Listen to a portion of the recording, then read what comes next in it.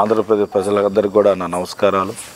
ఈరోజు చాలా దినమైన రోజు. ఎందుకంటే ఒక పేదవాడు 3 పూట్ల భోంచేయాలి, పేదవాడు లక్షాధికారి కావాలని తపన పడిన జగన్మోహన్ రెడ్డి మీద ఈరోజు రాయి ఇస్తాం. అదేమన్నా కంత మీద కానీ పడి ఉంటే ఎంత డేంజర్ చెప్పండి. అంటే ఒక మనిషిని ఇలా కూడా చేస్తారా? దేవుళ్ళ లాంటి మనిషి జగన్మోహన్ రెడ్డి గారిని, పేదవాళ్ళ కోసం బతికే మనిషిని పెత్తందారులు ఇలా కూడా ఉంటారు, పెత్తందారులు.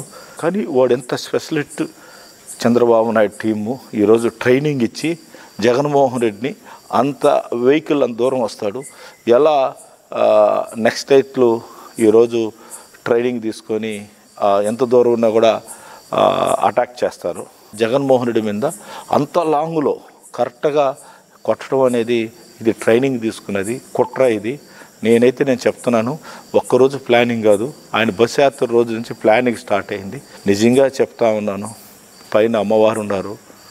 మీరు చేసిన అటువంటి తప్పులు మీ కుటుంబాలు తగులుతాయి. చంద్రబాబు నాయుడు గారు గుర్తుపెట్టుకో, ఇంకా నువ్వు మారవు. నీకు రామారావు నిన్ను పోటు పడటం, ఎంతోమందిని పట్టున పెట్టుకున్నావు. జగన్మోహన్ రెడ్డి కూడా అలా పట్టున పెట్టుకోవాలంటే మేమందరం కూడా ఉన్నాం. ఈరోజు నువ్వేదో చేసి అలా ప్లాన్ చేసినావు, ఇది పద్ధతి కాదు. ఇస్తూనే ఉన్నాడు జగన్మోహన్, చెప్తానే ఉన్నాడు పెత్తందారులు ఇద్దాం అని ప్రూఫ్ చేశారు.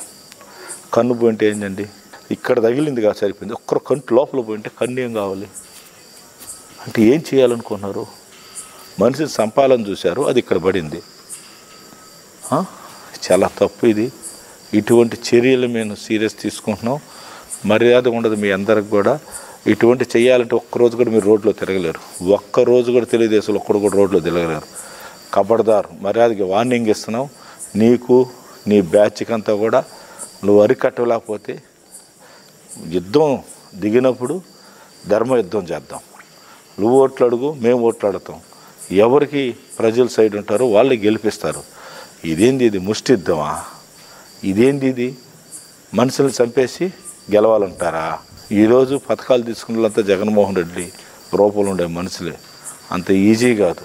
జగన్మోహన్ రెడ్డి గారికి ప్రజలందరూ ఆశీర్వాదం ఉన్న రోజులు ఆ భగవంతుడు ప్రజలే కాపాడతారని తెలియజేస్తున్నాను. ఇటువంటి చర్యల్ని మేము తీవ్రంగా ఖండిస్తున్నాం.